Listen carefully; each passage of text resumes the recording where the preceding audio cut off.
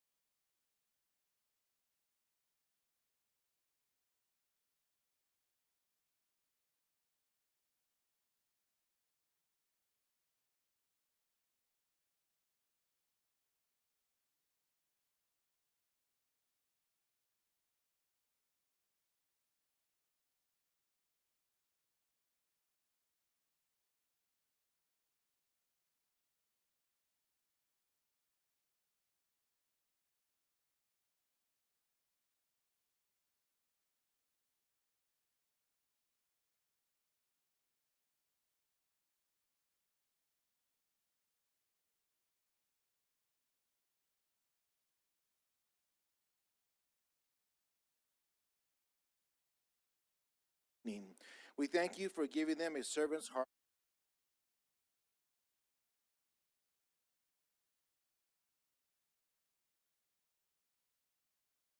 Fill this room so that decisions can be made morally, justly, and unselfishly.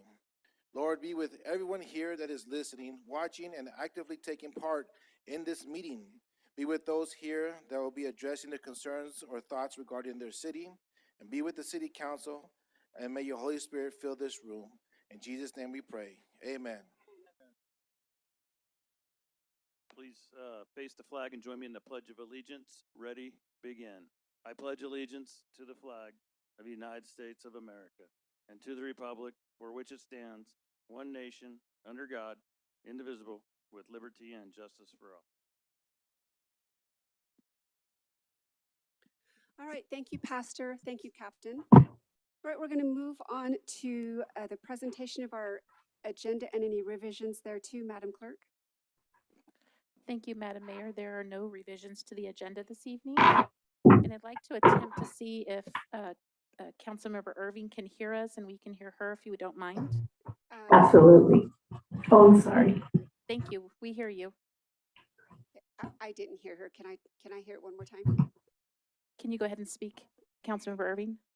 Yes, indeed. Good evening, Mayor Jones, and to my fellow council members. I can barely hear that. So, okay. We're going to go ahead and move on. So in considering the public interest, the order of business this evening will be modified as follows. Item number 15 will be taken up directly following public comments. With that said, we're going to move on to our conflict of interest declarations. Council members? None. Hearing seeing none, we're going to go ahead and move on to our introduction to public comments. Before I do that, Madam Clerk, are there requests to speak? Yes, Madam Mayor. Thank you. All right, well, everyone, welcome to tonight's meeting of the Victorville City Council. Your City Council is interested in your ideas and opinions and furthermore endeavors to incorporate them into its deliberations. At the same time, the Council must be able to carry out its business in an orderly and efficient manner free from material disruption. Therefore, this meeting will be administered in accordance to the Council's established policies and procedures and government codes sections 54957.9 and .95. Individuals may speak on agenda items or on issues not posted on the agenda during the public comment section, providing those issues are within the subject matter jurisdiction of the City Council. Individual speakers may address the Council once per public comment period and once per each public hearing item for up to 3 minutes. For those who desire to comment on a public hearing item, you may wish to reserve their remarks until that particular public hearing item is opened. All testimony is to be directed solely to the Council. Although open meeting laws do not permit Council members to engage in dialogue with any speaker during the public comment periods, please know your comments and questions may be taken into consideration by council members when discussing that particular item. The presiding officer may briefly respond or have staff respond to statements or questions, or may request that the staff report back to the council at a subsequent meeting. Speakers are requested to comment as briefly as the subject permits. Individual council members who speak as a member of the public do so without the semblance or presumption of authority derived from his or her public office and are subject to the same meeting rules of conduct and decorum as other public participants. Once comments are invited, the speaker will be called on by name, then recognized by the presiding officer. The speaker will state the item number or numbers that will be addressed, or that the subject is a non-agendized matter. Audience members may not disrupt, disturb, or otherwise impede the orderly conduct of this meeting, and those who do are subject to removal from the meeting pursuant to Penal Code 403. Your understanding and cooperation are appreciated. Madam Clerk.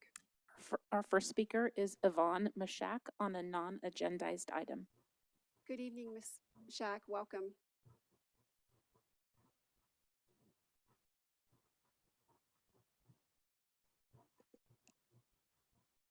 Council members. Can we ask you to speak directly into the microphone? Good evening, council members. The first thing I'd like to do is thank Heather from the city manager's office for returning my call. It was very nice of her to do that. I also hope that she passed on my suggestions that you contact the Toastmasters organizations to help you running a business meeting, learning Robert's Rules of Order, and perhaps even hiring a parliamentarian to help keep the everything in order. I'd also like to thank the police chief for the deputies that have started to patrol our area near Hook Park. Thank you very much. More should be coming out, I'm hoping. I would like to talk to you about Seneca Boulevard Avenue, whatever it is. It looks like it's going to collapse. It needs to be resurfaced really badly. And I'd like to find out about how we get potholes and just stuff resurfaced. The streets are very bad. And that's it. Thank you very much. Thank you. We appreciate your being here with us. Madam Clerk. Our next speaker is David Stedman on a non-agendized item. Mr. Stedman, welcome. Good to see you, sir. Thank you. I hope you can hear me. We Because can, last thank time you. when I was here 2 weeks ago, I had difficulty hearing the speaker in front of me. First, I'd like to thank, I believe maybe city clerk or somebody within the city. I called. I came here last week talking about, I wanted to know the funding for the homeless and how it was done. The next day, I got a call from somebody here at the city, started to tell me how it was done with the grants. I interrupted her politely, and she then told me that I could come and make an appointment, and which I did. So last Friday, for an hour, I sat down with Nettie Jackson and Lillian Collins, who very kindly, very slowly, very methodically went over how the funding is done for the homeless. And I appreciate their efforts. There was never any, why are you asking this? There was no hesitation. If I had a question, they answered it right away. And so I hope to be seeing them again. With your permission, I would like to approach the officer and Yes, give sir. him another business card, You may, excuse me, Mr. Stedman. Yes, and then I'll be back for another motion. yes, sir.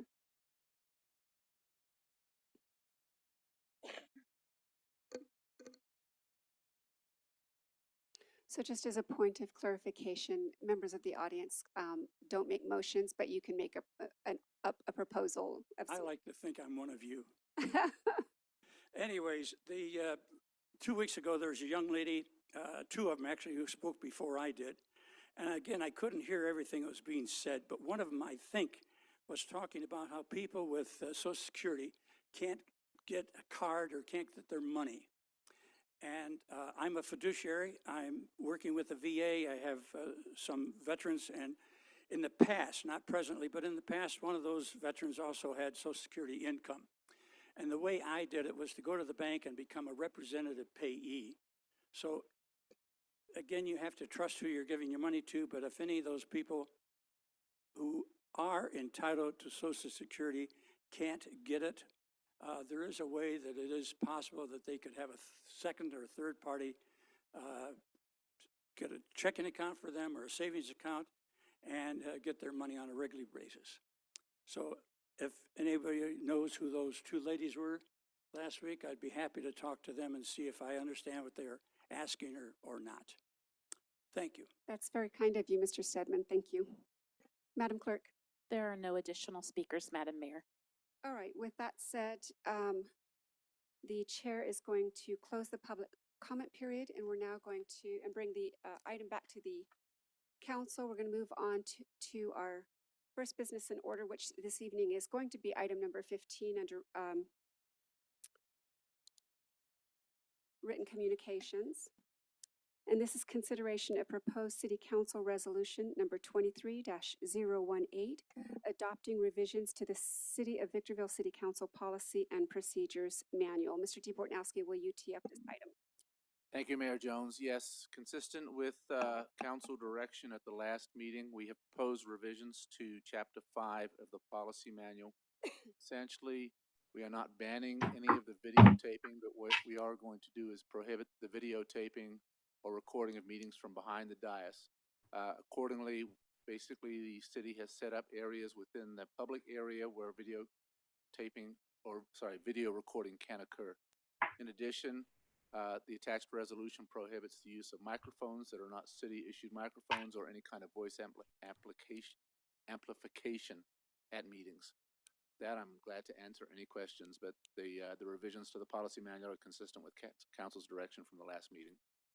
Okay, and before we do that, I wanted to bring to everyone's attention, there's a couple little, one typo in particular in the proposal, and it's in section E under recording, live streaming, or broadcasting. And it's in the second sentence, and it says to preserve the orderly, effective, and efficient conduct of the meetings and the peace of the council. Council members shall not audio record, video record, live stream, or broadcast during any city council meeting or, and then it says position, the word should be portion thereof. And the other one is simply to insert a comment into the next paragraph that begins with for assemblies where official city business is presented.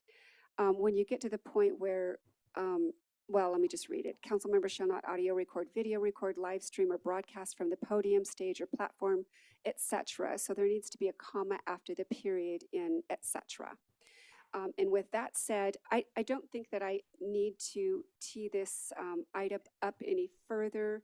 I think it's very plain as to why we need to do this. There's a bit of obstruction that occurs behind the dais and challenges that make it difficult for council members and most certainly the chair. So with that said, Madam Clerk, will you kindly read the recommendation? That the Honorable City Council review and consider the proposed revised City Council Policy and Procedure Manual and adopt resolution number 23-018. All right, thank you, Madam Clerk. We're going to move on to technical questions for clarification as it relates specifically to the staff report. I have no questions on it, and then we'll move on now to Member Gomez. Yes. Does the city connect its risk? No, that's not the question, because we went on to 15, I suppose. What criminal activities are associated with the recording?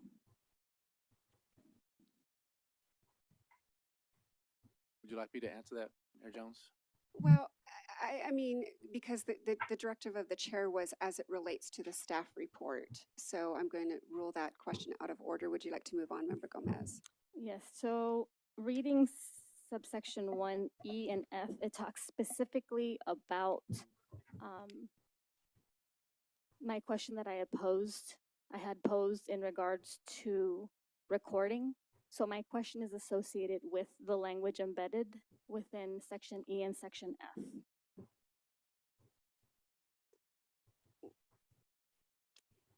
Is there a particular question?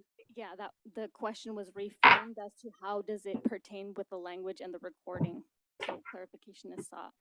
I'm not sure what you mean by how does it pertain? What is the it you're referring It, to? subsection 1E and F.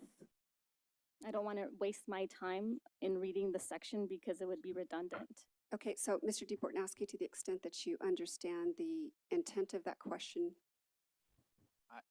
To me, it appears that Councilmember Gomez is seeking to determine whether or not this is associated with any sort of criminal issues. There are no criminal issues related to this at all.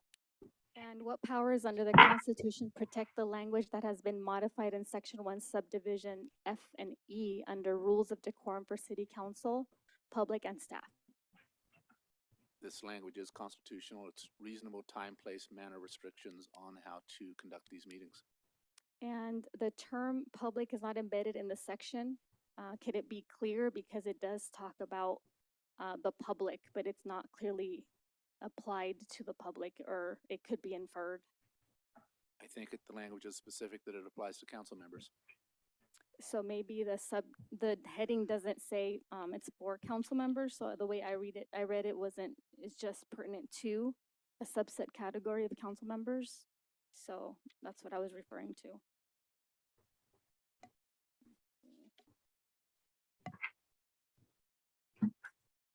do you have any further questions? Yeah, I'm gonna address Sure. title.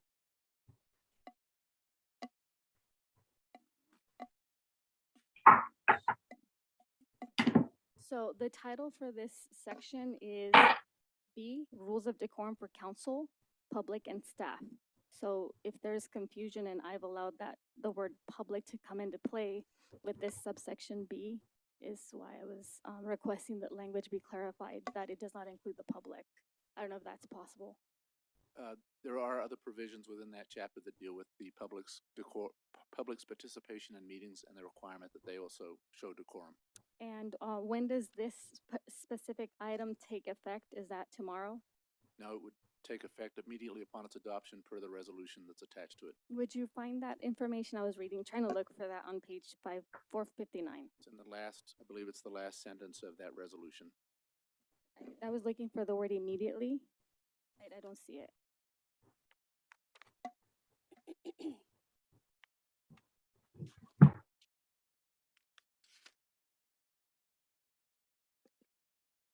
It is 459. Where? section 2 of the resolution after the now therefore clause. Got it. Thank you for that clarification. Yes. So, because I'm being targeted, and this is obviously for me, I'm the one that technically records for 7 years. So Your once time the is up. vote comes in, I'll Thank you, Member be putting Gomez. this, All towards right, the bottom. Mr. Harriman, did you have any questions as to the staff report? I have no questions. Thank you. Mayor Pro Tem.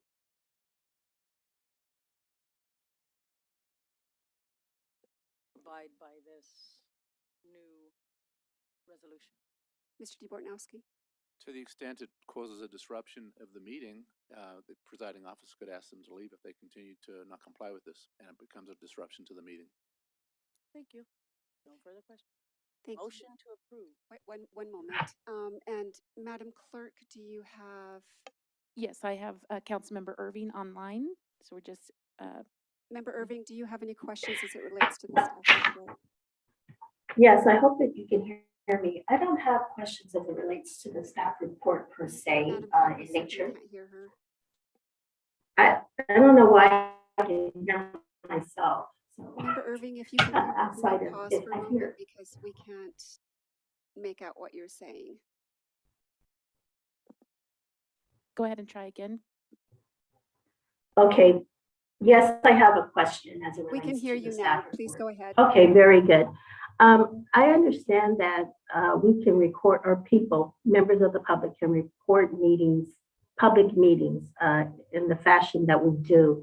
It is not, let me understand, it is not criminal to record behind the dais. Is the dais considered public space? Is, to some degree, is that open to the public? The dais, the areas behind the dais are not deemed to be public areas. We do not allow people to come back behind the dais. Those are considered non-public areas. then in that case, is it not criminal to record in an area that is not public space when during a public meeting? I mean, to some degree, there is an area that is considered private. Is that not correct? That's correct. These areas are considered same as parts of City Hall are deemed off limits to the public. Yes, sir. I'm sorry, I don't want to cut you off. Where I'm going with this is in the event that a member should violate the policy outside of asking the person to leave, the member to leave, what is the other recourse? Again, Or is there any other recourse? If they're reporting behind the dais. right, it would be deemed a disruption of the public meeting at that point, which then could rise to criminal liability to the extent the person continues to disrupt the conduct of the meeting. Okay, but I'm asking, let me be clear. This is hypothetical. If I'm behind the dais and I'm being filmed and I don't wish to be filmed, and let's say maybe I don't know, I'm trying to think of something I might do that I wouldn't want to be filmed and someone films it. Does that rise to a level of, is that criminal? That could become criminal to the extent it becomes an invasion of privacy. Okay, all right, thank you very much. No further questions. All right, thank you very much. In response to this, and because I haven't taken up any time, I'm going to go ahead and ask a few questions just to make sure that we're all on the same page. So, Mr. DeBortnowski, according to the Brown Act, there are three issues that we can deal with in terms of audio and video recording. It's noise, illumination, and obstruction. Correct? Correct. And this deals mostly, it deals on its face with obstruction. That is correct. Okay. And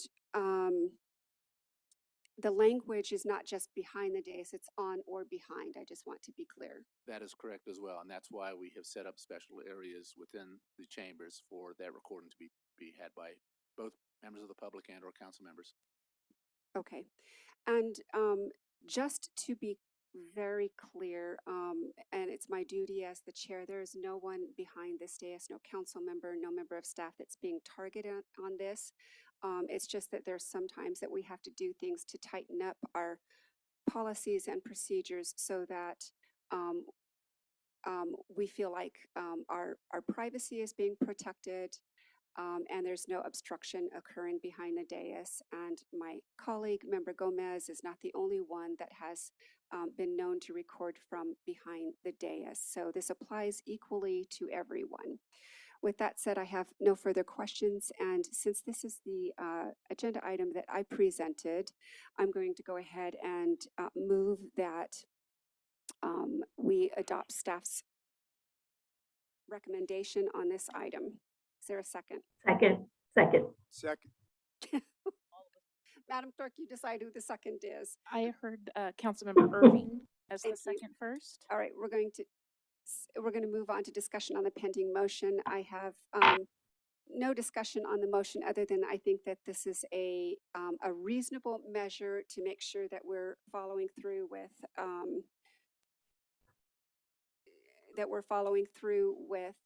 what we need to do. It will help us to be more professional behind the dais, and everyone is going to be free from distractions that occur with audio and video recording occurring behind the dais, and also no extra devices, no non-city provided microphones can be used, no amplification devices such as karaoke machines and other kinds of devices, because those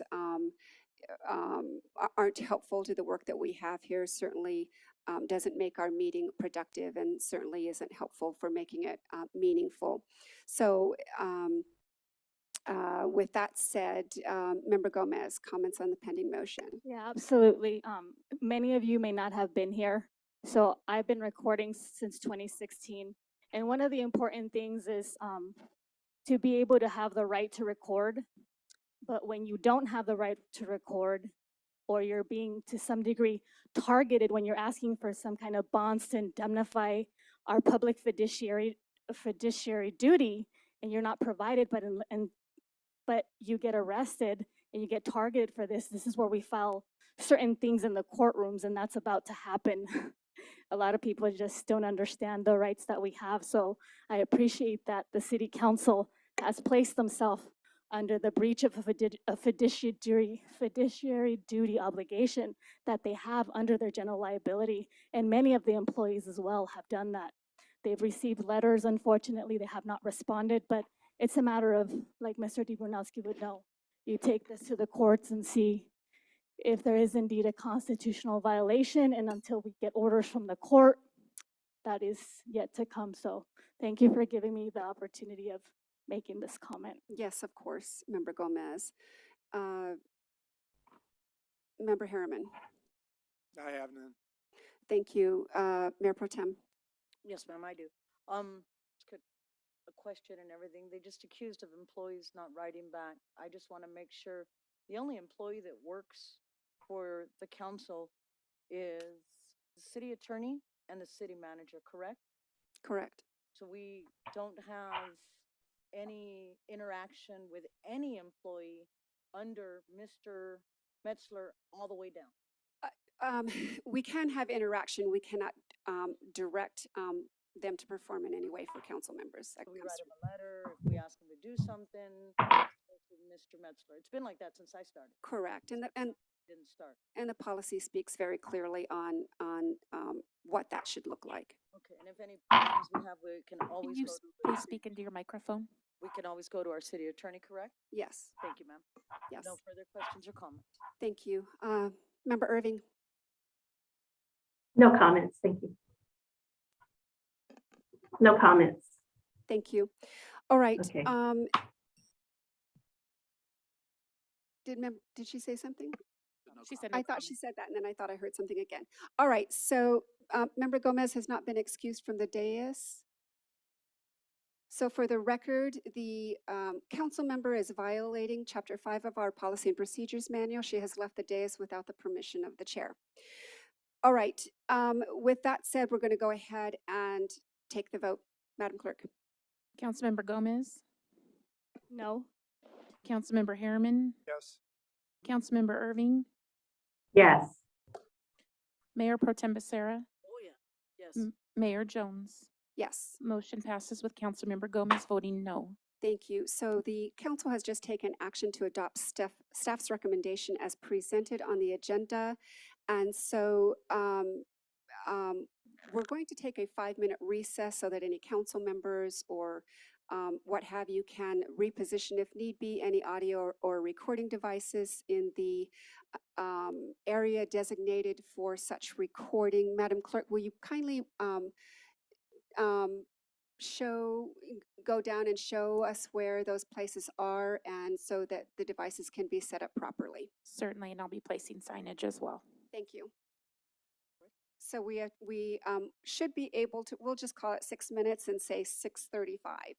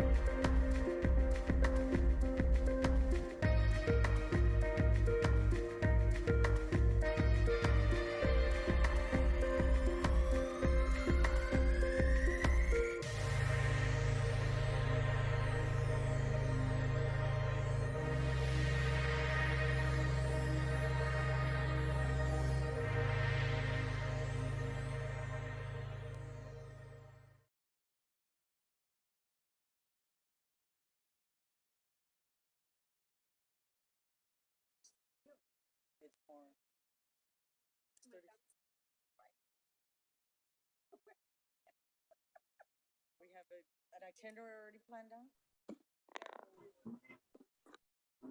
Universal Studios. You still gonna do a log free? You said one time you were gonna do it. Still gonna pursue a log free eventually. Should. Right, you should. It's a good degree. There's not one thing, any of the items, right? They just have swimming with the fins and things like that. They don't have theme.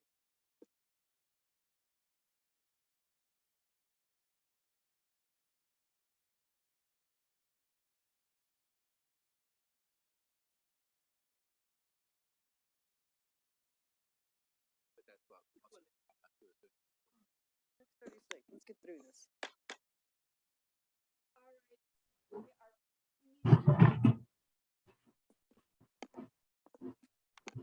Is your mic on? It's on now. Good evening, everyone. We are resuming public session. The time is 6:36 p.m. We're going to begin with our public hearing item number 1. And this is an amendment to the Old Town Specific Plan with an environmental finding of previously assessed to allow for modified land use allowances and development standards within the OTSP, located generally on property bounded roughly by the Mojave River and started Wells Road to the northeast, 11th Avenue to the east, Mojave Drive and Verde Street to the south, and Interstate I-15 to the northwest. So with that, Deputy City Manager Smith, will you kindly introduce the item? Absolutely. Good evening, Mayor and Council. The public hearing we have scheduled for tonight is resulting from a February 8th, 2023 Planning Commission action, wherein the commission recommended council approve an Old Town Specific Plan amendment. There are 2 main items involved in this specific plan amendment. One involves the creation of a new use for a food truck hub in Old Town, and the other is being presented to allow the city to comply with state law, and involves the provision for low barrier navigation centers as a by right use in the Old Town specific certain areas within Old Town. So with that, I'm going to turn it over to our Assistant City Planner, Alex Hadagui, and he's just going to give a brief overview with a little more detail. Very good. Welcome. Thank you, Mrs. Smith. Good evening, Madam Mayor, council members. The amendment to the Old Town Specific Plan makes it the 2 main items that Ms. Smith noted. There are a total of 4 changes proposed in the amendment. First would be the expanded allowances for low barrier navigation centers in accordance with state law, allowing such uses within mixed use districts, non-residential zones that allow, and non-residential zones that allow multifamily development. It will remove emergency shelters from the Old Town Specific Plan, in as much as the city meets the state law with existing C1 allowances in the rest of the city. It will add allowances for mobile food truck hubs within mixed use districts in an effort to spur pedestrian activity, utilize vacant lots, and promote legal food truck operations. And lastly, it will add medical services in the mixed use retail and mixed use retail overlay zones. Regarding low barrier navigation centers, pursuant to California Assembly Bill 101 of 2009, that was later codified as California Government Code Sections 65660 through 65668, low barrier navigation centers are required to be a use by right within certain mixed-use zones and non-residential zones that allow multifamily development, which includes, for the purposes of Old Town, residential medium-density zones, mixed-use retail zones, mixed-use service zones, and their overlay districts, as well as the light industrial district of the Old Town Specific Plan. For the purpose of the notice law, or the noted law, use by right means that the city cannot require conditional use permits or other discretionary local government review or approval. This also, in this case, would limit the city's ability to control concentration of these types of uses. However, the state law does allow city ordinances to require a design review process, which in this case, and with regard to the Old Town Specific Plan, would include compliance with the area's design guidelines and Route 66 design theme. Although considered a use by right, each proposed low barrier navigation center would also be reviewed to ensure the facility is being proposed in accordance with operating standards outlined by the state, the city ordinance, and the uses definition, which would include referrals and intakes conducted through the use of a coordinated entry system with walk-ups prohibited, services provided to connect people to permanent housing and public services, use of homeless management information system for client demographic data and exit destinations, and on-site case managers. Non-compliance with these measures would not allow uses to be considered a use by right. Additionally, with regard to the review process, each proposal for a low barrier navigation center would go through a site plan review process to ensure that the operational requirements and site requirements included are addressed, and that the proposal meets the definition of a low barrier navigation center as included in the specific plan. In conjunction with the site plan review, an applicant for a low barrier navigation center would also be required to submit a business proposal and include their previous experience to determine land use compatibility and compliance with operational requirements of the facility. Regarding food trucks, given the influx of inquiries from mobile food truck operators throughout the city looking for approved locations for short-term and longer-term options in Victorville, as well as an opportunity to spur pedestrian activity in the city of Victorville, utilize vacant lots, and promote legal food truck operations, this allowance has been proposed by staff. As proposed, property owners or their agents would be permitted to gain approval of a temporary use permit for a food truck hub, which can be for a duration of up to 6 months at a time, is renewable if no unresolved violations exist, and would require a site layout and proof of food truck business license, health department approval, and liability insurance. The dates of operation would need to be identified for the duration of the temporary use permit.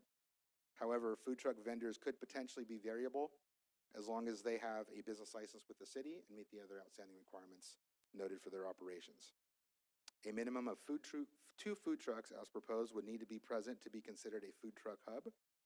However, no maximum number of food trucks would be established provided the location meets the operation standards outlined in the proposal, which would include prohibited hours of operation between 10 p.m. and 6 a.m. with no food truck allowed to be maintained overnight. All food preparation and sales conducted within the approved food truck. Sufficient customer queuing, available parking and restroom facilities. Ongoing site cleanup and trash receptacles provided for each food truck. No disposal of waste within public lit trash receptacles, including the proper off-site disposal of grease and liquid waste. Temporary use permits approved under this would also be subject to suspension, revocation, or non-renewal if violations of the required operating requirements were found or the use becomes a public nuisance, and violations would be addressed by the Code Enforcement Department as well as planning staff. Staff remains available for any questions or clarification you may have. All right, thank you very much. Madam Clerk, the recommendation, please. That the Honorable City Council conduct a public hearing, receive public testimony, and take the following actions. Find the specific plan amendment previously assessed under the 2018 Old Town Specific Plan Mitigated Negative Declaration and introduce ordinance number 2435 for adoption and first reading by title only to amend the Old Town Specific Plan and waive a further reading in full of proposed ordinance number 2435. All right, thank you, Madam Clerk. All right, we're going to move on to technical questions for clarification. We're going to begin with you, Member Gomez. Yes, just so for clarification, a hub is 2. Does that mean that 1 truck will not be allowed despite the fact that it's permitted? Yes or no?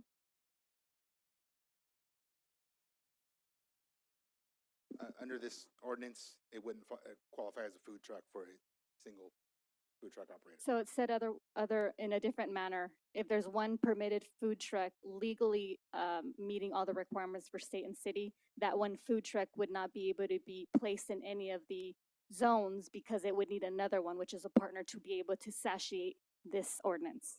To be considered a food truck hub on a private lot, this is separate of ongoing food vendor issues that are being reviewed. At a I'm later just date. making sure that what you're relaying, what my understanding is, that we're being as open as possible. We're not being as restrictive, but my language is very restrictive because that's my understanding. So you haven't clarified it for me. Maybe it's the way I'm using language, but there's areas where we can at least have one food truck if they're permitted, yes or no? Potentially with as a street vendor, but not as a food truck hub. Okay, that clarifies it. Thank you. What's the temporary and semi-permanent fashion legalese in layman terms? What does that mean? Given the duration of up to 6 months, so typically temporary use permits are limited to 30 days.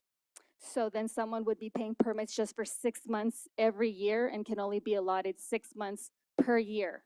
Is that what it is? No, No. under this proposal, they'd be subject to renewal, and it is a specific regulation allowable to food truck hubs in the Old Town area. So only one food truck, 6 months, and that's the end of it. No, a food truck hub, if one was established with 2 or more Mhm. food trucks, they could have 6 months, and they would be able to renew that if they had no violations. Oh, so every 6 months it's renewable? Correct. Okay.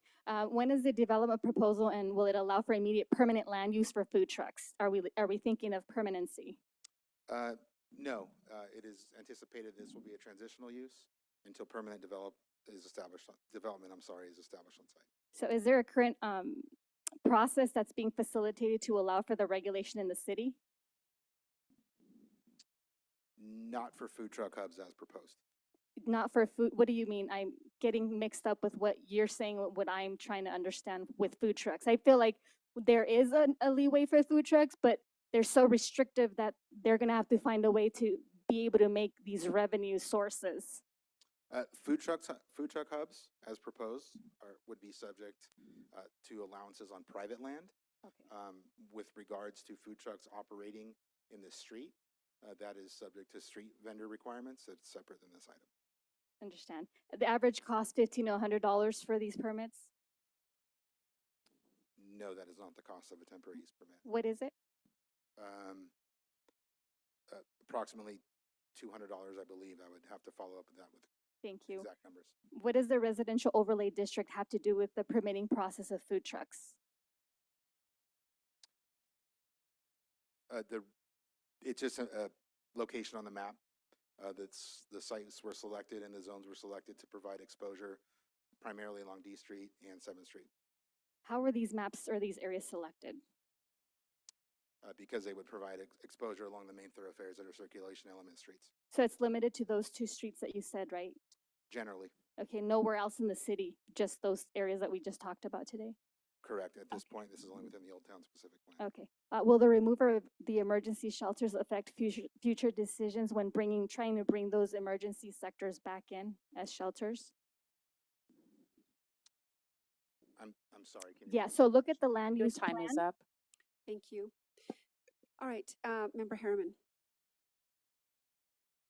So, so this is a hub or hubs. So an individual food vendor, food truck, it does not create a hub. We need 2 or more vendors.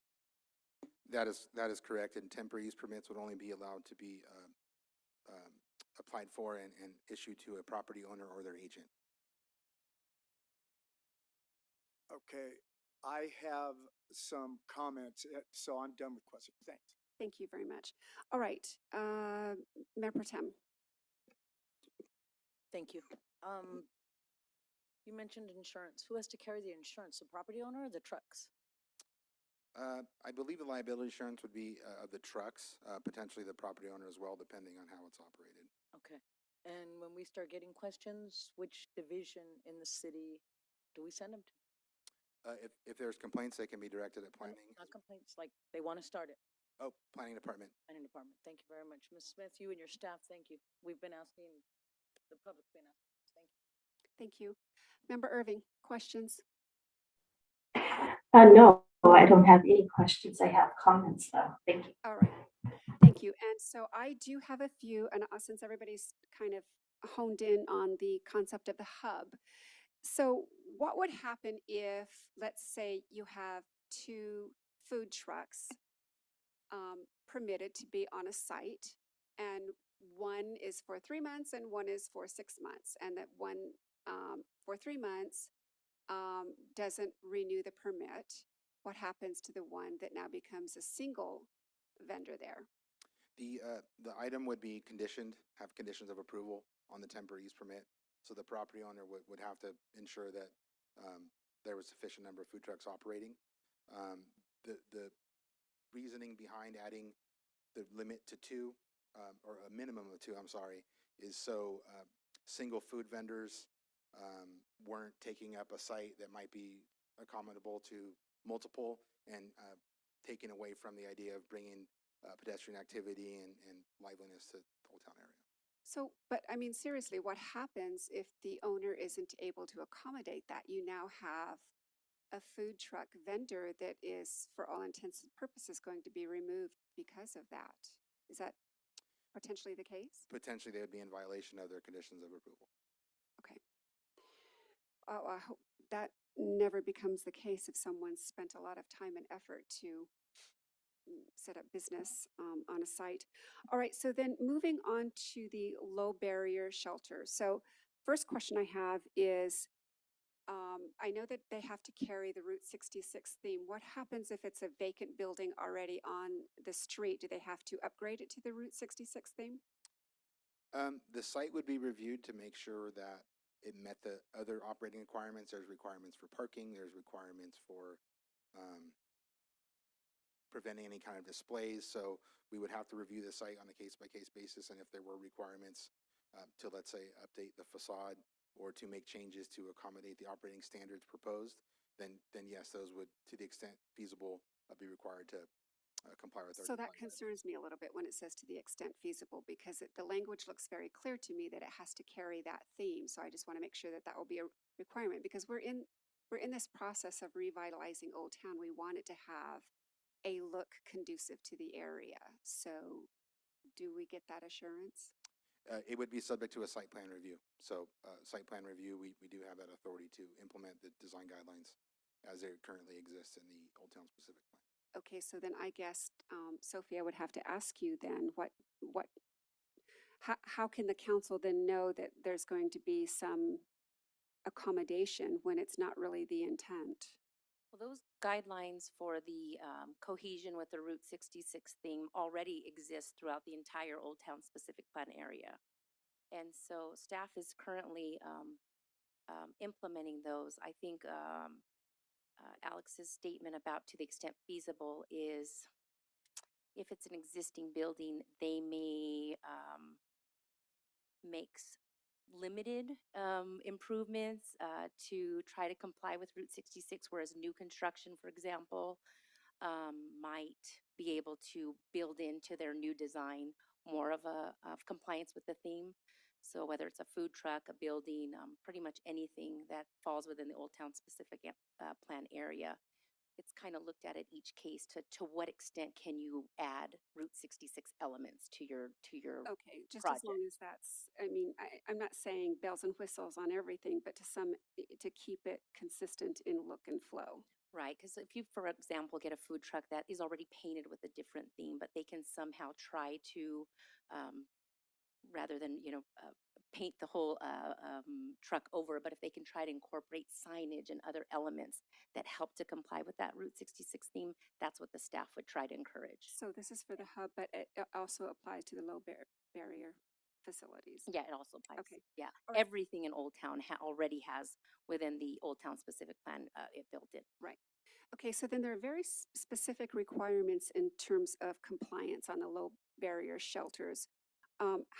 How is that monitored? Do we only monitor it if there's a complaint received?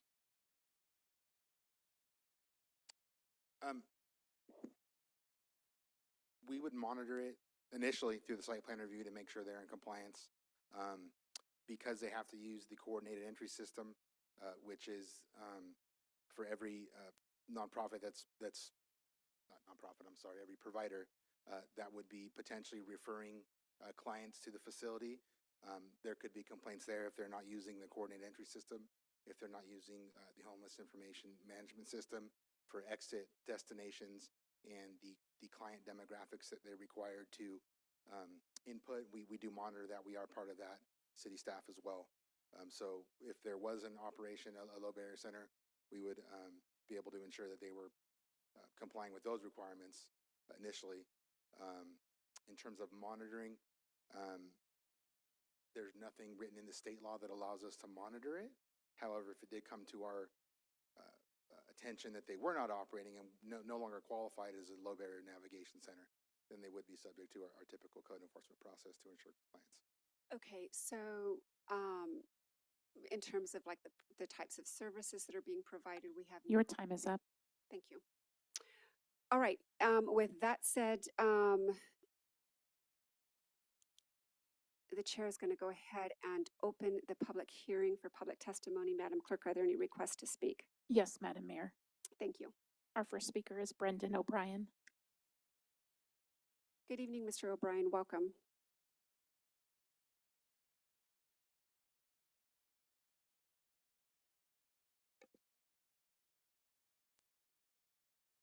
Good evening, council members and Madam Mayor. My name is Brendan O'Brien, and I represent a group of investors focused on revitalizing Route 66 and really trying to bring some energy and growth to the city.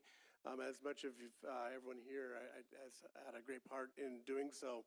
I'm very excited to see this particular piece of or amendment being brought to the table and being discussed.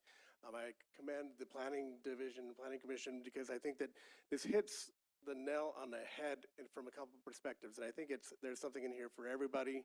I think that by focusing on the food trucks, first off, I think that helps do two things. One, it makes sure that the folks that really want to get into building the revitalization of Route 66, it helps them build a business, and they don't have to invest in a restaurant or something very expensive. The barrier of entry is very low in comparison, and it gives the city a chance to test out the concept of food trucks. We've seen food trucks in other cities that are starting to revitalize, and it really does kick off a lot of necessary traffic, people getting involved with the downtown and the old town specific plan.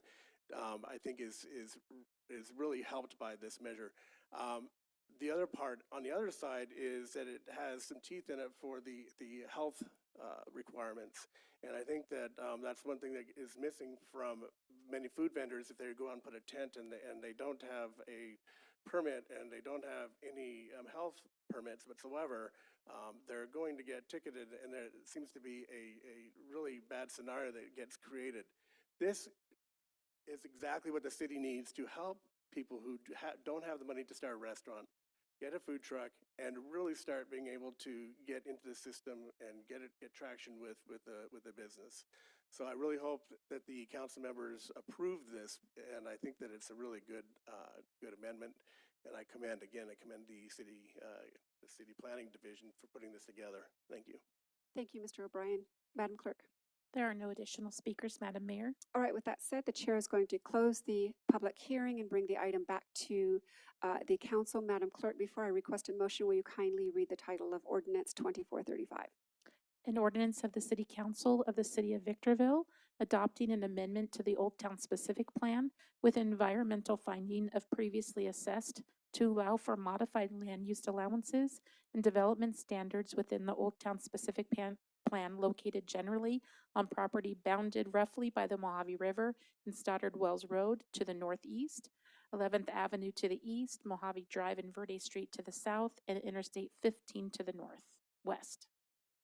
Thank you, Madam Clerk. All right, with that said, the chair invites a motion from the council. Motion to approve staff's recommendation on items 1, 2, and 3. Yes, and it is to adopt the staff recommendation. Thank you. We have a second? Second. We Second. have a second. We're going to go ahead and move on to discussion on the pending motion, beginning with Mayor Pro Tem. Thank you. I just have a comment. I hope there's a clear device of what a food truck is. In other words, it has to have its own wheels, or if it trailer qualifies. I've had people ask me that question. They work out of the back of a trailer that's towed by a car. So I would ask that. Thank you. Thank you. Thank you very much. Actually, I think that's a legitimate question. Do we have an answer for that? My understanding is part of, and Alex, if you know additional information, but as part of the process to receive a health permit from the county for a food truck, the unit itself has to meet certain requirements. Yes, we include a definition in the proposal. A licensed motorized vehicle or mobile food unit licensed by the Department of California Department of Motor Vehicles, designed and equipped to prepare or serve and sell food, and temporarily stored in a location where food items are sold to the general public. Thank you, sir. Thank you. Thank you. And just so everyone knows, this is the time that we normally take comments on the pending motion, but from time to time, there's a question that is significant enough that it's reasonable for it to be answered during this time. All right, with that said, Member Gomez. Yes, the reasonability of questions within the scope is of course, only at the discretion of the presiding chair. Is that not correct? That's absolutely Thank you. correct. So, yeah, I had a comment. So luckily in the California State Legislature, they brought this down, and now we have the opportunity, unfortunately, with many restrictions. Low barrier is a good word, but to be able to create two or have some restrictions, I can already see problems unless we have something educational on the ground helping aid those that don't meet the qualifications. I think that would be the successful part of it. But if we're going to implement it into doing regular code enforcement, then that just really comes into incriminating and cutting down the cost of those members who are trying to make a business and create revenues. All right, thank you, Member Gomez. Member Harriman. I have a recommendation. Okay, this is comments on the pending motion. Okay. But go ahead and let's see what you're thinking about. I'm for this. I think it's great.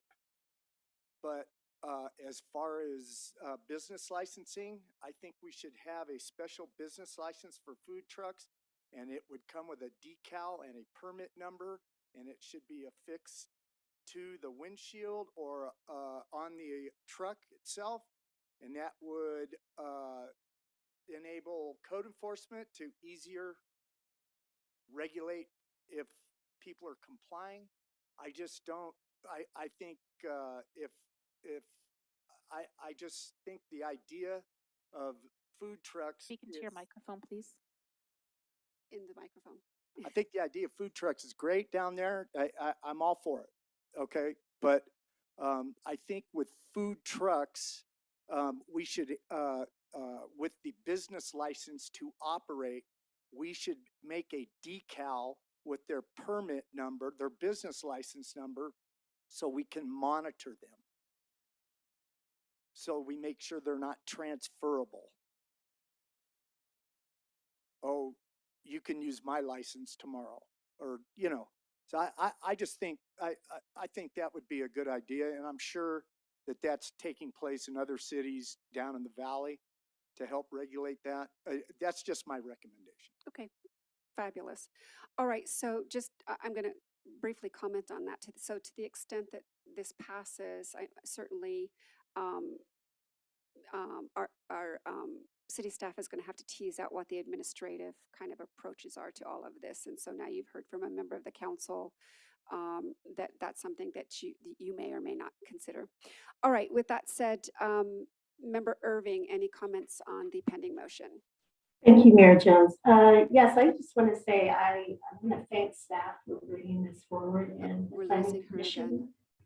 You cannot hear me? A little louder, Councilmember Irving. Yes, I want to thank staff for bringing this, making this recommendation, and I think it comes from. I'm sorry, it came from the Planning Commission. But I understand everyone's concern, but it's my understanding that the permit process is very stringent. So I agree with Mr. O'Brien. Actually, this is a very these food trucks are very trendy. I think it creates kind of foot traffic we're looking for in the Old Town area in terms of revitalizing the community. And I personally know culinary professionals who want to test out the Victorville market. And to me, this option gives them that opportunity, perhaps with less of a cost or putting their business at risk. So I'm looking forward to actually visiting and being a patron of the food truck hub. So I have good feelings about it. Thank you. Thank you, Member Irving. All right, so in terms of the food trucks, I know that this is something that's done in Long Beach, and I know that they have, their own requirements and so forth. But as far as I know, it's a very successful program in Long Beach. So I think that if the council does in fact adopt this, I think it's going to be very helpful to that area. I mean, I already have pictures in my head on what that can really do for the region. I do have a question that I think is important enough to ask. How are we going to monitor the proper disposal of fats, oils, greases, and other waste?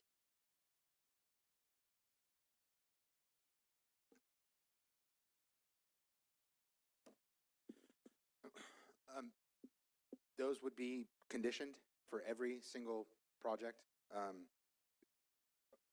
Staff doesn't anticipate monitoring every single one from the get-go.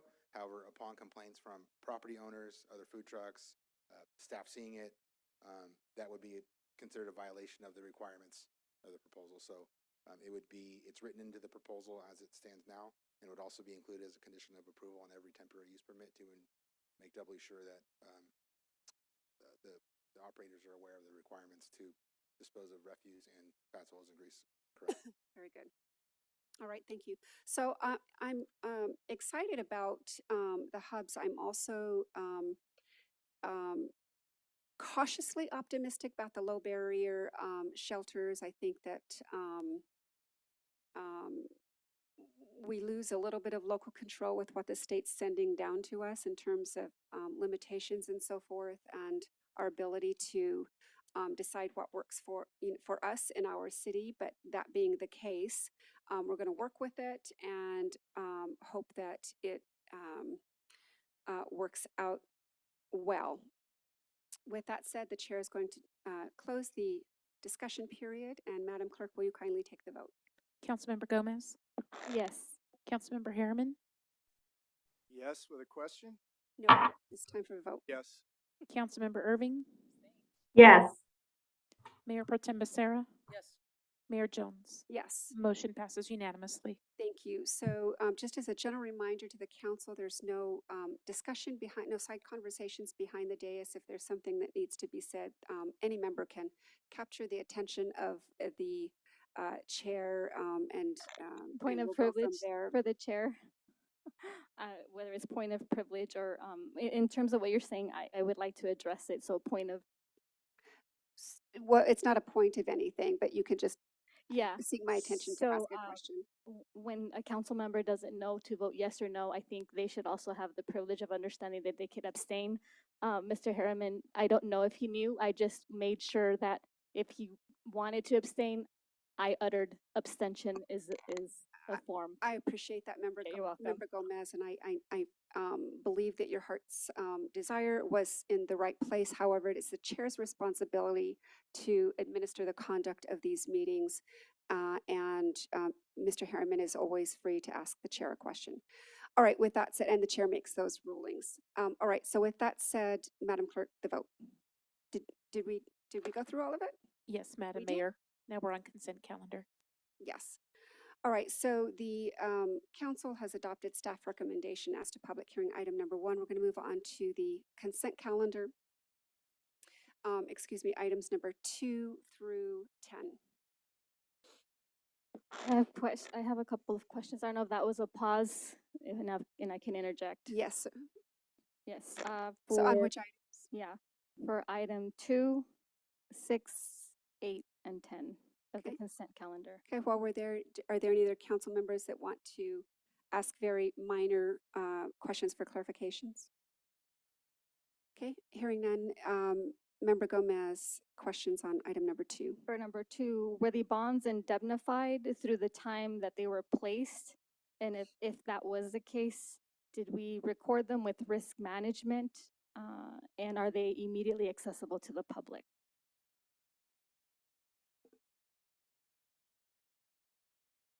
As to the question of as if about if whether or not the bonds were indemnified. I'm not sure we're talking about the same kind of bonds here in the remainder of your question.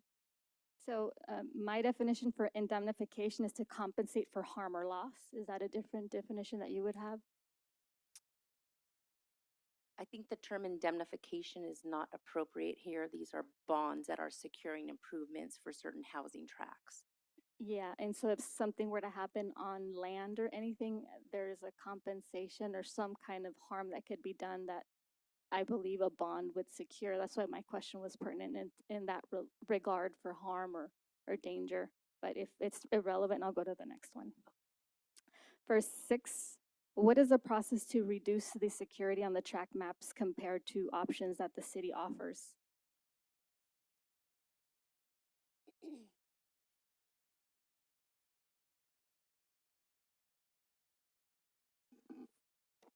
I'll have the Assistant City Engineer, Freddie Benio, just walk briefly through the process. Thank you, Ms. Smith. Good evening, Madam Mayor, members of the council. Typically, a developer, when they come in, they're required to execute a subdivision improvement agreement that essentially guarantees that they will complete the public improvements required for the tract. They're required to post securities. Then they go out and actually start building these improvements. In our municipal code, we're allowed to do certain security reductions at 30% increments. When they're 100% done, we release 80% of the faithful performance. We keep 20% as a warranty period for 1 year. And the items before you are essentially 80% releases for the water, sewer, and drainage improvements that have been completed, and a 60% release on the streets, as the streets are mostly completed, but the developer in question, D.R. Horton, is currently completing punch list items, and hopefully they'll be done in the next 6 months, so we can bring back that last 20%. Thank you. For consent number 8, if I can move on. Yes. Looking at the reconciliation register, specifically for boot barn justification, approximate $33,000 were expended. Is that a yearly expense? Give me 1 second. I'm pulling up Boot Barn. I am not seeing $30,000 for Boot Barn. 33,000 I am for seeing boot barn? 1,217. Let's see. Can you give me a specific page number, Councilmember Gomez? So for number 8, let's see. It's the first page. The first 219. Let me just see. I believe it's a different vendor you're referring to. I'm gonna get there. Okay, so then let me just count it in that regard. That $33,000 is for Braun and Blazing Smith. That is specialized legal counsel, I believe, for our VMUS utility. Yeah. Then I don't have a question for that one. The next question is the all-purpose fire extinguishers. We expended 2.7 million on extinguishers, or just clarification? Again, that dollar amount, the $2.7 million, is for San Bernardino County, and I'm going to make an assumption that it's for our police monthly contract amount. So that's a monthly contract? That's I believe that's 1 or 2 months. Let me look at the detail if you just give me a second here. Oh, okay. But it's the all-purpose fire extinguisher is $1,000. Okay. So for the addressing of the 2.7, that fits for the monthly contract for the police, you said? Yeah, I'm just double checking the line item detail. Yeah. To make sure that could be 2 months, but it's San Bernardino County, so I'm assuming it's the police contract. Okay, thank you for that clarification. No further questions. Thank you. All right, with that said, motion is in order for the council and the council acting on its various boards of directors to approve action on consent calendar items numbers 2 through 10 in accordance with the recommendations presented on the agenda. Is there a motion? Motion to approve staff's recommendation on items through to 10. And that's to adopt. Is there a second? Second. Oh, I'm sorry. Madam Clerk, the vote, please. Councilmember Gomez? Yes. Councilmember Harriman? Yes.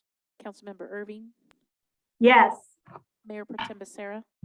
Mayor Jones. Yes. Motion passes unanimously. All right, so the council and the council acting on its various boards took action to adopt staff recommendations for consent calendar items 2 through 10. Moving on to written communications, beginning with item number 11. This is the consultant professional services provider agreement with LPA Incorporated for the design of a new police station in Civic Plaza. Deputy City Manager Sophie Smith. Will you tee it up, please? Yes, thank you, Mayor and Council. So we are very excited, staff, to bring you this contract that is a first very tangible step toward the building of our new police station. We are in this phase, which is one of 3 phases that will occur before construction. This first phase, we are planning to narrow down the square footage and really work with the consultant to conduct due diligence on what the precise needs of the station are, figure out spacing for each functional element of the station, and we're also exploring a civic plaza component. As you may have seen, there is a very initial conceptual design that includes plans for the property that is across the street from us here. With that, I am going to make myself Mr. Larry Chu. He's the managing director from LPA, the consultant for this project, as well as Mr. Tony Camargo, the assistant to the city manager, available for any questions you may have. All right, thank you very much, Madam Clerk. The recommendation, please. That the Honorable City Council approve a consultant professional services provider agreement with LPA Inc. in the amount of $382,126 to develop a conceptual design for a new police station and civic plaza. All right, thank you, Madam Clerk. We're going to move on to technical questions for clarification as it relates to the staff report, keeping in mind that the crux of this agenda item is to approve a consultant professional services provider agreement with a particular company. So with that said, we're going to begin with Member Gomez. Are there matching funds available for the expenses incurred in this item? Good evening, Mayor, or Madam Mayor, members of the council. There is no match. This will be funded through the American Rescue Plan Act in the amount of $382,000. And is funding from Measure P being considered? If so, what percentage? For this phase, no. But if you remember, during last year's budget, we did establish a capital reserve fund for the Measure P, specifically for the police station. So that fund will be was established and will be used later or at a later time for construction. What other funding sources will this project be funded from, and what are the associated percentages for each account? So right now, we don't have an exact cost on the project, so we can't identify all funding sources. But for right now, ARPA will be funding phase 1. So for one day, 150 vehicles at all times are stationed in a parking stall, or should I say 114 are normally stationed? So there's 114 parking stalls at Corporate Yard East, which is shared with the police station. On any given day during shift change, there's approximately 150 vehicles in that parking lot. So if you'll drive out there, you'll see that all the lanes are blocked. Obviously, there's ease of access for exit, but it's pretty crammed, and there's just obviously no expansion for additional parking. So then every day it's guaranteed to see at least 114 vehicles typically. Correct, because you figure you have your department vehicle as well as your personal vehicle. During shift change, correct, Mr. Camargo? Yes. Is the lot shared with other agencies? I think you said it was. It's our agency, just different departments. Animal control? Public Works, Animal Control, Traffic Engineering. So there's approximately a cost of what you said, 382,000. Is that, and probably like you said, it doesn't include the construction for the completion of the project. Do we know the level of cost that this will incur at an outcome? So today it's done. How much have we spent? $5 million, $10 million on this project? Do we know? So as of today, we've spent $0. This is the actual first phase of moving this this project forward. Is there a forecast of the expense that would be accosted or allotted for this type of project? Not yet. We're hoping to get that in phase one. That'll actually give us the cost for construction. So we didn't do any forecast analysis or anything like that that would tell us today, maybe in a few weeks, but today what we would expend, right? No, again, that's what this phase one is going to incorporate. Thank you. No further questions. Thank you, Member Gomez. Member Harriman. Yeah, that's what the phase one is for, is to identify some of her questions. Correct. Okay, thank you. Thank you. Mayor Pro Tem. Questions? Sorry, Next. just one thing, page 438, the Victorville. Let's keep that. I know you said don't get too attached to this picture. It is a conceptual, so that can change, but we definitely wanted to share with the council of what. Yeah, the that's what I vision was is. told. That's what I was told. Don't get too attached to this picture. But I like Hopefully it looks something like that. Thank you very much. Job well done. Thank you, Ms. Smith, to you and your staff. Thank you, Mayor Pro Tem. Member Irving, questions? I don't have any questions. Thank you. All right, thank you. And I don't have any questions on this item. The chair invites a motion from the council. I move to approve. Thank you. That's to adopt staff recommendation. Yes. Okay, we have a first Second. and a second by Mayor Pro Tem. Discussion on the pending motion. Mr. Harriman. I have no discussion. Thank you. Mayor Pro Tem. No discussion. Thank you. Member Gomez. Absolutely. So ARPA funds is the American Rescue funding that we have millions and millions of dollars. And it was my understanding that these ARPA funds were to allocate for our community the needs that they would bring to the fore. It's, in my opinion, and in many of my constituencies' opinion, very, very important to understand that placing crime and criminality as something as a top issue just brings more crime of people who are actually innocent. Okay, Member Gomez, I'm going to bring you back to the discussion on the pending motion. And despite we're gonna, I guess, 50,000, square feet, which is 5 times bigger than what we have currently at the Amargosa, it's unfortunate. Thank you. Thank you, Member Gomez. Member Irving. No, thank you. No Thank comments. you, and the chair has no comments on the pending motion. Closes the discussion period. Madam Clerk, the vote, please. Councilmember Gomez, No. Councilmember Harriman, Aye. Councilmember Irving, Yes. Mayor Pro Tem Becerra, Aye. Mayor Jones. Aye. Motion passes with Councilmember Gomez voting no. All right, thank you. So the council has taken action to adopt staff's recommendation as presented on the agenda. Moving on now to item number 12. This is amending the Measure P Oversight Committee bylaws. And this was an item requested by Mr. Harriman, but Ms. Smith, I'm going to have you tee up the item, and then I'll invite Mr. Harriman to further introduce it if he chooses. Thank you, Madam Mayor. Yes, this item is resulting from the discussion and action from the last council meeting of March 7th, wherein the council examined potential hindrances, barriers to certain positions being filled on the Measure P Oversight Committee. And one of the factors that may have contributed to filling certain positions was having a leadership capacity requirement that the committee members would have to hold within their organizations, an executive level, a director level. And so the direction was to remove that leadership requirement. And this resolution would amend the bylaws for the Measure P committee to do such. All right, thank you.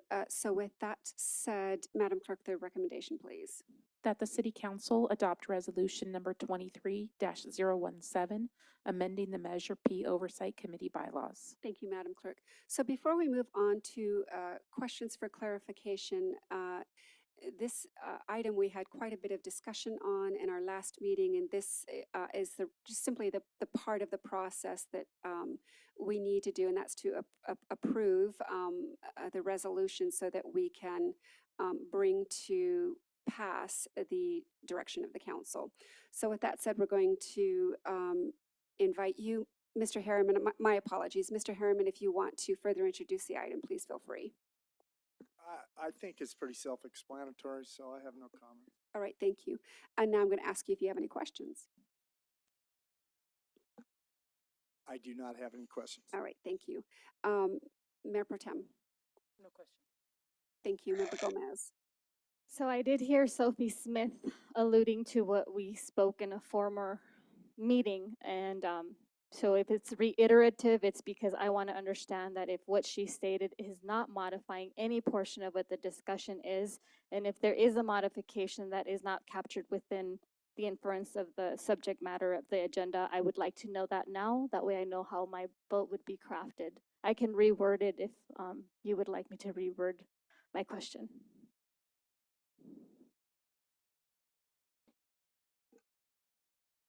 Yes, please. Yeah, so basically, what we discussed last time, I believe is here, but I don't want to be caught off guard with some language that I may have reinterpreted differently. So if there's something that's being modified today that I may have missed, would you tell me if that's the case? Because I don't believe you said that, but I want to make sure by asking it again. This reflects the council's direction from the last meeting. Thank you. No further questions. Thank you. Excuse me, Member Irving. I don't have any questions. Thank you. Thank you. And the chair has none, invites a motion from the council. Mr. Harriman, since this is your item, you're free to make the motion. I move to approve. Move to adopt staff's recommendation. Is there a second? Second. Okay, we have a first and a second discussion on the pending motion. Mr. Harriman? I have none. Thank you. Mayor Pro Tem? Thank you. Member Gomez? Not at the moment. Thank you. And Member Irving? No, ma'am. Thank you. And the chair has no comments on the motion. I close the discussion period. Madam Clerk, the vote, please. Councilmember Gomez? Yes. Councilmember Harriman? Yes. Councilmember Irving? Yes. Mayor Pro Tem Becerra? Mayor Jones? Aye. Motion passes unanimously. Thank you. So the council has taken action in accordance with the recommendations set forth on the agenda. We're now going to move on to item number 13. This is the approval of an attorney-client contingency fee agreement with the law office of Brian M. Grundon. We'll have you tee this up, Ms. Smith. Thank you, Madam Mayor and Council.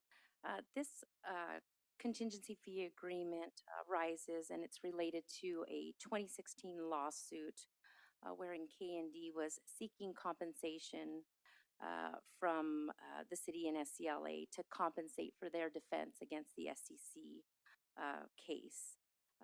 The city was able to successfully defend itself in that lawsuit, and we were awarded attorney's fees in December of 2022 in the amount of approximately $728,000. Now, we do have that judgment in place. Collecting on that judgment is outside of our usual course of business. So we have elected to ask the council to approve this contingency fee agreement and utilize a firm that specializes in such collections where they will help determine the assets, whether or not they're liquid, the status of this company, those kinds of things, and go after and help recover that dollar amount. In exchange, they will be eligible for a 30% contingency fee. And if the full amount is collected, that would be approximately $218,000, which exceeds the city manager's authority. So we're bringing that to the council for approval to move forward. All right. All right, thank you. So Madam Clerk, the recommendation, please. It is the recommendation that the Honorable City Council consider approval of an attorney-client contingency fee agreement with the law office of Brian M. Grundon to pursue collection of the judgment amount awarded to the City of Victorville and the Southern California Logistics Airport Authority in the K&D lawsuit and authorize the execution thereof by the city manager. All right, thank you, Madam Clerk. Moving on to technical questions for clarification as it relates to the staff report. We're going to begin with Mayor Pro Tem. Thank you. Mrs. Smith, you brought up a good point. You said 30% of the 728,220. What happens if they settle for 500,000? Does he have to come back to us saying all he could get out of them was 500,000 and that's what we get? Or no, this attorney has to come back to the city manager with a final, this is all we can get? Right. They don't have the authority to settle for us. So if they can only recover $500,000, we would, they would be owed 30% of the $500,000. The judgment is for the full amount. Thank you. Thank you very much. No further questions. Thank you, Madam Mayor. Thank you. All right. Excuse me, Member Gomez. Was an RFP submitted before the contingency fee arrangement was stipulated to? No. Were other options such as a retainer considered in the circumstances? This agreement actually does consist of a small retainer and then the 30% contingency. Thank you. To date, how much money has been expended due to the SEC investigations against the city and the authority based on this agenda item? Member Gomez, I don't believe that relates to this agenda item, so if you have another question, please. Yeah, it's, the response would have been a judgment, right? It's 700 and something. Is that based on this particular item? This the judgment lawsuit involves the city and K&D. Yeah, so for this particular item, it would have been $720,000, is that correct? That is the amount that the city has been awarded Okay. for attorney's fees to defend against K&D, not SEC. And, but it is related to SEC, right? Because I see it in here, SEC is mentioned in here. Is it not mentioned in this article? It is mentioned. Okay. It is mentioned in that K&D tried to tender its defense against the SEC. So it's $1,500 plus 34% for a judgment award of the $700,000. So the 30%, do we know how we calculated the 30% of this amount, what it approximates to? That is their fee. So $2.2 million, 30% of $728,000. No, the judgment is for $728,000, and their fee would be 30% of that amount if the full amount is recovered, and that comes to approximately $218,000. Okay, so it was, I'm going to repeat what I think you said, but you can correct me. So of the $728,000, approximately 30% of that, you said is $218,000, 30%, not 2.2 million, right? Okay, and there's also a 10% judgment, which equates to a more money that the member can recuperate. What is that? What are we anticipating for that 10%? Where is the 10% referred to? It's plus 10% of the judgment. That's what it says inside the, I don't know if you read the full report, but it talks about 10%. I have the agreement, and that's why I'm looking for the Okay, yeah. So within there, I read that there's an actual 10% also embedded. Member Gomez, can you cite the page number by chance that you're referring to? I believe the limitation on the 10% comes to the extent there are costs incurred by this attorney. If they go over 10%, they have to come back and seek further approval from the agency. You're talking about direct costs that are reimbursable. Correct. 449, top of the page. So they are eligible to seek reimbursement for costs of copies, for direct costs related to their recovery. And if it exceeds the 10% or it's $500, basically, I believe, it has to come back to the city. Okay. Does the city anticipate any additional costs associated arising from any counterclaims or additional legal work? Do we anticipate that at all? It does cite it as part of the stipulation or the agreement, so I'm just wondering. Andre, can you help with that question? Technically, they are representing us as attorneys to recover. So inherent in there is the legal work is their recovery, but anything additional? No, they're not entitled to anything additional. It would have to come back to the council. Oh, okay. And Your time is up. thank you. Thank you. Mr. Harriman? I have no questions. Thank you. Member Irving? Thank you, Madam Mayor. I just have two quick questions, actually. Does the city have an ongoing relationship with this firm outside of this, the client contingency agreement? We do not have a current relationship. For small collections, we actually have it's not a law firm, it's a collection agency, small collections relative to customer bills, et cetera. Nothing really rises to this magnitude and this level of work where you have to research the company's assets and try to actually go after their assets. Oh, okay, I understand. So we wouldn't use the firm or the contractor, the professional services that we normally would, because this is kind of a unique situation. Correct. Okay, thank you. All right, thank you, Member Irving. And the chair just has one question, and I know the answer to it, but I'm going to ask it just to make sure that everyone is very, very clear. This item, correct or not, has nothing whatsoever to do with any action between the SEC and the city. That's correct. Okay. All right. So with that said, the chair is going to move on to ask for a motion from the council. Motion to approve staff's recommendation. Second. Okay. And that's to adopt staff recommendation for both of you. To approve staff's recommendation. Adopt staff's recommendation. Yep. Thank you. Well, because it's a technical thing, but we can talk about it later. All right, so we have a first and a second to adopt staff's recommendation. Discussion on the pending motion, beginning with Mayor Pro Tem. No questions. Thank you. Member Harriman. I have none. Thank you. Member Gomez. Questions? Thank you. Member Irving. None, thank you. Thank you. Chair has no comments on the pending motion. Closes the discussion period. Madam Clerk, the vote, please. Councilmember Gomez, No. Councilmember Harriman, Yes. Councilmember Irving, Yes. Mayor Pro Tem Becerra, Mayor Jones. Aye.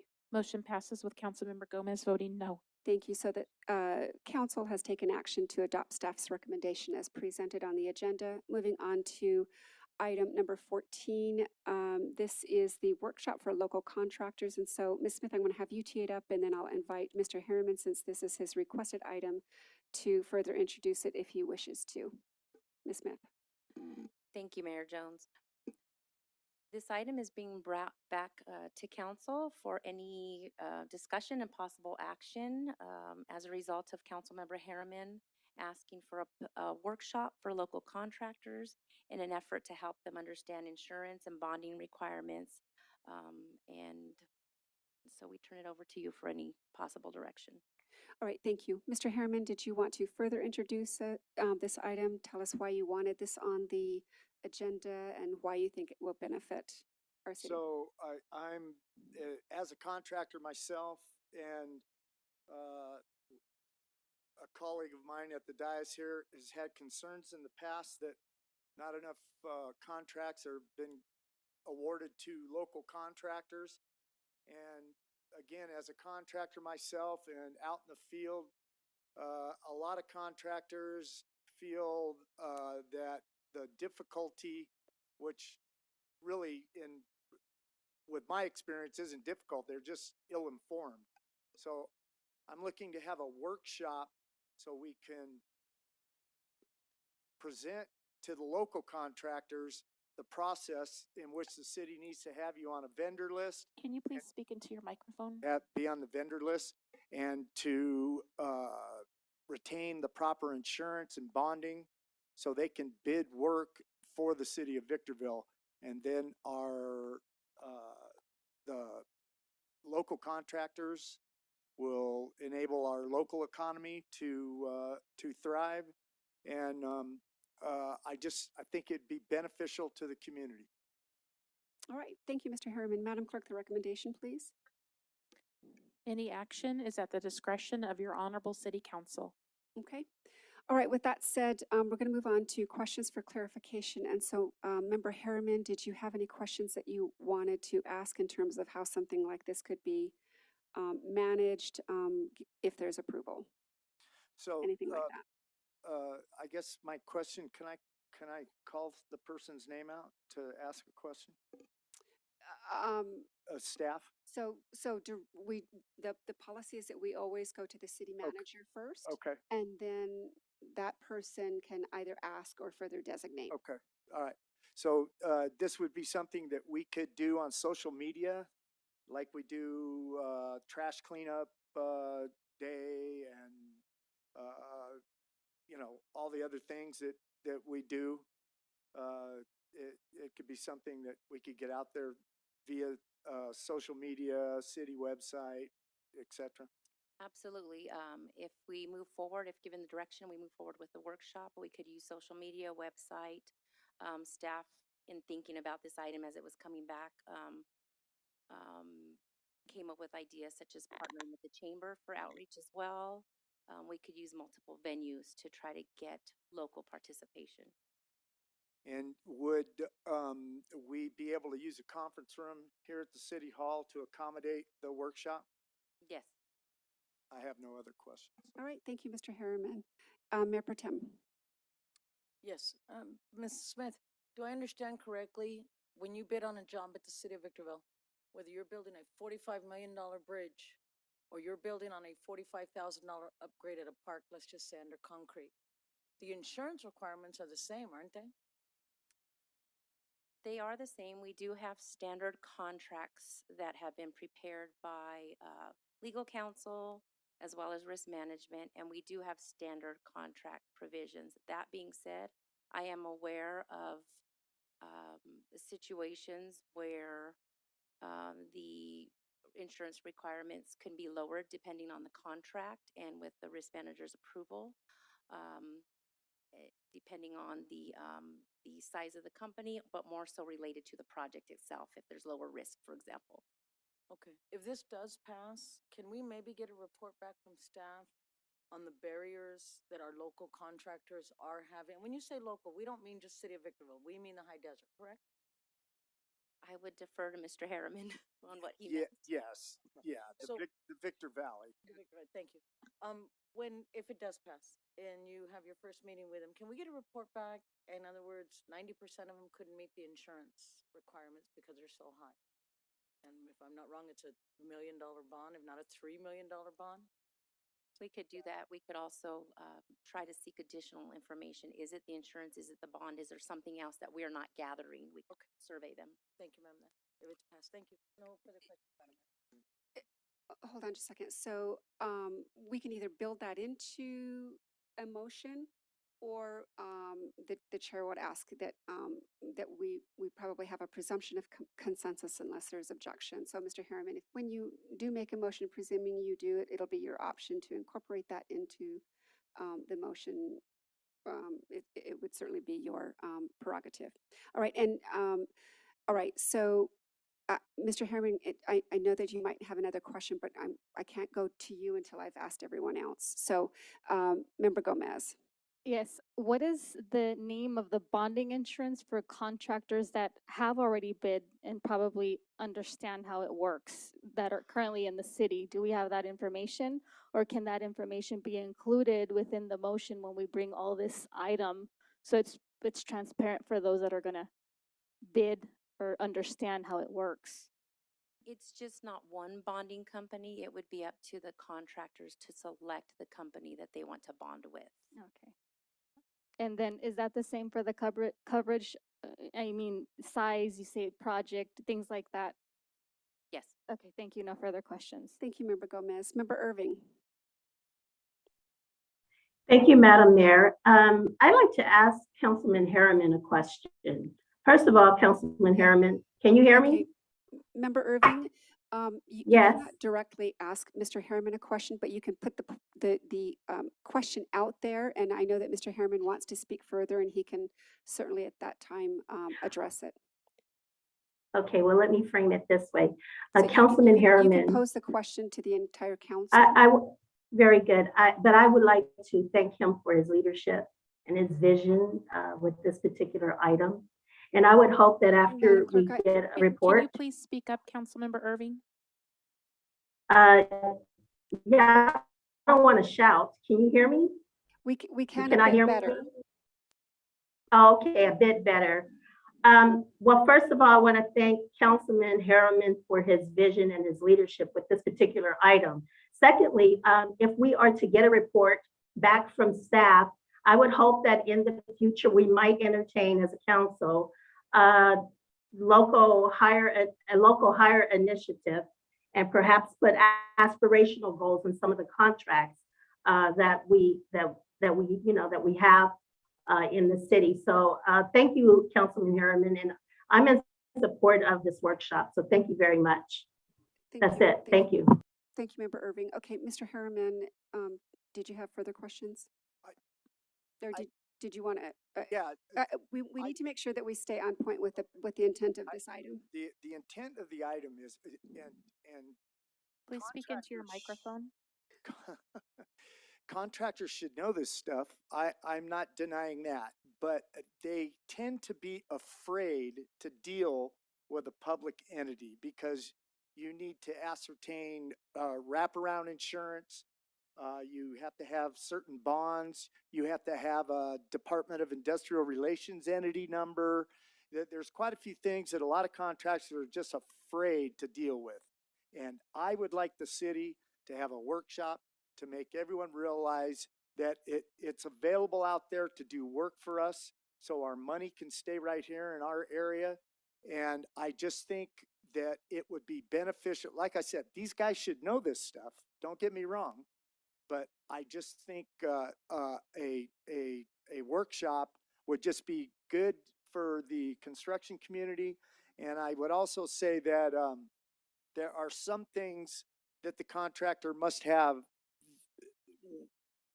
no matter what. I mean, he's got to be bonded for the state, and he's got to have a general liability, which I think is a $2 million aggregate minimum. So Member Herman, anyways, so these, this that's. could have been comments after you make a motion. Okay, Or well, for sure, because you've already introduced the item, so Okay. gotcha. All right, but all of those comments are worthy comments, most certainly. All right, and the chair has no questions on this item, so we're going to move on to asking for a motion. Mr. Harriman, would you like to do that? if I can figure out how to do it properly. I move to make a motion to approve item 14 Okay. as I recommend. Okay, well, you have to spell it out. I have to spell it out. Okay. Would you like me to endeavor to do one? And then- Yes. Okay.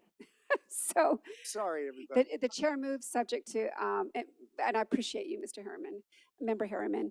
The chair moves that the city council direct staff to do the necessary work and prepare and conduct a workshop with local contractors, and also at the conclusion of such workshop that staff report back to the council as to how that went with any particular statistics that are helpful to the council. Would you like to second that, Mr. Harriman? I would. I second. All right, all right. We have a first and a second. We're going to take discussion on the pending motion, and we'll do that with you, Member Harriman. I have none. Thank you. Chair has none. Mayor Pro Tem. Thank you. Member Gomez. Yes, absolutely. It's important that we have more members being participatory, specifically from the contracting division. I've vouched for this so many years, for so long, and I'm glad that Mr. Harriman was able to get the majority vote, despite I didn't, but it was still on the record. So thank you for being considerate of the members of our community. That's something very important that is required. And it's not that many don't know, it's also perhaps that many of them have not been able to create the friendships or the loyalties to have that open venue that you will be providing in the workshop. So thank you for being able to acknowledge that and have members that agree with you, because I agree with you wholeheartedly on that one as well. Thank you, Member Gomez. And again, the comments are made to the full of the council. All right, so Member Irving, comments on the pending motion. I'm glad that the council is considering, we're considering the workshop for local contractors. This is a very good thing. Thank you. Thank you, Member Irving. All right, and the chair has no discussions on the pending motion and invites Madam Clerk to take the vote, please. Councilmember Gomez? Yes. Councilmember Harriman? Yes. Councilmember Irving? Yes. Mayor Pro Tem Becerra? Yes. Mayor Jones? Aye. Motion passes unanimously. Thank you. So the council has taken action for the city to do the necessary work for local contractors to conduct a workshop and report back to the council as to the progress made and how the workshop went. All right, we're now going to move on to item number 16, the city manager reports. Ms. Smith. We do not have any announcements tonight. Okay, going to move on to item number 17. This is discussion of possible action regarding upcoming agenda items. Member Gomez. Thank you. None Member at the Harriman. moment, sorry, it was turned off. Member Harriman, thank you. Yes, since I believe I did that wrong earlier, I would like to bring talk about getting a permit sticker on our food truck permits, business licenses. So if a food truck is going to operate in the city, which we want these hubs, don't get me wrong, but I believe it would be beneficial for them all if they're licensed and permitted by the city. They should retain a sticker on their truck. Okay, so just for clarification, this is about the administrative process that you would like to see happen with food trucks. Yes. Part of it. Okay, so Mr. T. Bortnowski, is that necessary to have as an item, or is this just? I would think that the direction could be just for staff to look at the viability of doing that. Okay, so Mr. Harriman, if you have no objection, I am going to take it also from the council that we will have consensus on such direction unless I hear objection. Yeah, I would object to that. Okay, but I believe, hearing no others, we still have consensus for that direction. Okay, all right, Mayor Pro Tem. Oh, Mr. Harriman, I'm sorry, did you have any other requests? I have nothing else. Okay, Mayor Pro Tem. Yes, thank you, Madam Mayor. Bear with me. Back in October, I brought something to the council and it was suspended on a 2-2 vote. I'd like to reintroduce it, and I'm checking with Mrs. Smith or the city clerk if it is a 2-2 vote. So as the parliamentarian, a 2-2 vote is a tie, and it's coming back not technically as a reconsideration under the rules of reconsideration, but it can be considered again per our policy. So you're free to. Thank you. Do that. I'd like to motion that we bring to council with staff and our city attorney working on suspension of stipend and benefits for the city council members sitting up here that don't know how to behave, that maybe are sitting in jail for 5 days and are still getting a paycheck from you guys as citizens, and they're not able to do anything. So I'd like to have city staff and the city attorney look into it on how we can accomplish this. Okay, so is the let me, if I could interpret that, you're looking for direction to be given to the city attorney to come back after doing some research on whether or not we can reduce or eliminate council member stipends under certain circumstances. Yes, ma'am. All right. Is there a second? Second. All right, we have a first and a second. Madam Clerk, the vote, please. And for clarification as to timing, when would you like the report back? Mr. Dobranowski, is 30 days significant? Yes, 2 meetings would be perfect. 30 days. So, okay. Good meeting. Good meeting. All right, Madam Clerk, the vote, please. Councilmember Gomez, No. Councilmember Harriman, Yes. Councilmember Irving, Yes. Mayor Pro Tem Becerra, Yes. Mayor Jones. Aye. Motion passes with Councilmember Gomez voting no. I have no other. Thank you, Madam Mayor. Thank you. And so I am going to request an item for discussion and possible action on a revision to our policy and procedures manual regarding the prohibition of note-taking in any form in closed session. Is there a second? Second. And to be brought back, by the way, at the next council meeting. So we have a first and a second. Madam Clerk, yes. Excuse me, Mayor, could we modify that to make sure that's as to council members, since the city clerk and I need to take notes during closed sessions? Oh, I thought I did. Yes. No note-taking permitted in any form by council members during closed session. Excuse me, Madam Mayor. Okay. All right, Madam Clerk, the vote, please. Councilmember Gomez, No. Councilmember Harriman, Yes. Councilmember Irving, No, I wanted to talk to you about that. I'm sorry you didn't hear me, but no. Mayor Pro Tem Becerra, Yes. Mayor Jones. Yes. Motion passes with Councilmember Gomez and Irving voting no. All right, thank you.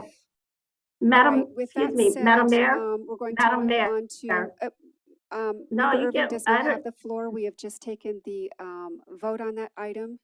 you also didn't give me an And option my to bring apologies, I stuff can barely forward. hear you. Do you have any requests for items? I do. I'd like to Yes. revisit that, what you just put, what you just voted on, Okay, we've because I already need a taken action clarification on that. it. Did you, Yeah, I want to reconsider it. I'm sorry? I would like to understand if someone takes, if someone takes notes during the closed session, because I tend to doodle, right? I tend to take notes. Are you saying that that's prohibited?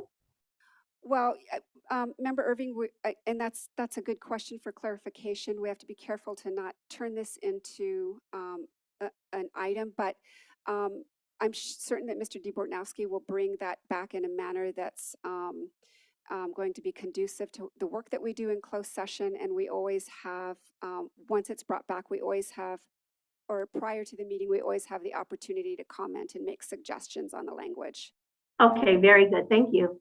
Yeah. Did you have any other requests for items? No, but it did appear that you were going to skip over me, but thank you. No, I don't. Okay, thank you. All right. All right, we're going to move on to item number 18. This is reports regarding committees, etc., from council members. Member Gomez.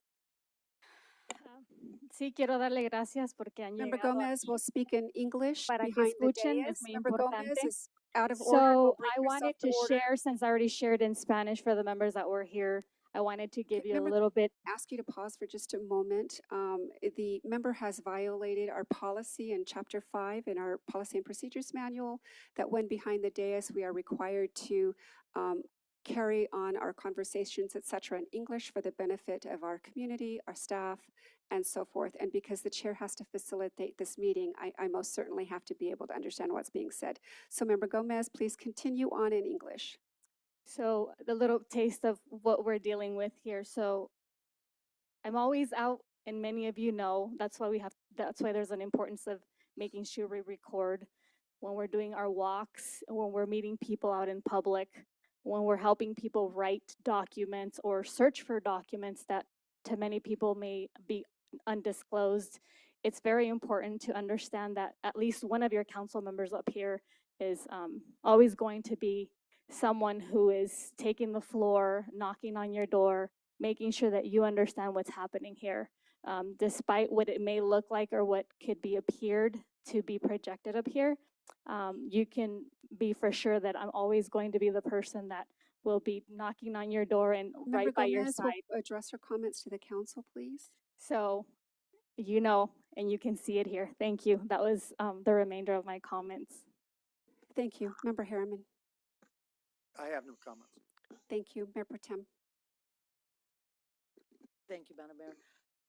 Just VVTA has a new, one of the boards I sit on is VVTA. We now have a new CEO. Kevin Kane is retired, and Nancy Doth is our new CEO for Victor Valley Transit. All right. So that was the main thrust at our meeting Monday. All right. Thank you very much. Member Irving. Thank you, Madam Mayor. I have nothing to report. Thank you. Member Irving, we're going to ask you to holler a little bit so we can hear you. Thank you, Madam Mayor. I have nothing to report. Good evening. All right, thank you.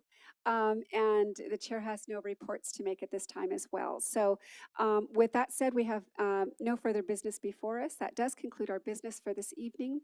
As a matter of housekeeping, the chair orders all council members, staff, and audience members to kindly vacate council chambers and City Hall within 10 minutes. That would be 8:09 p.m. so that these facilities may be cleaned and secured for the evening. And no public members of the public are permitted behind the dais. And as a reminder, we have a new policy that's now in place, so there is no recording whatsoever on or behind the dais. This meeting is adjourned.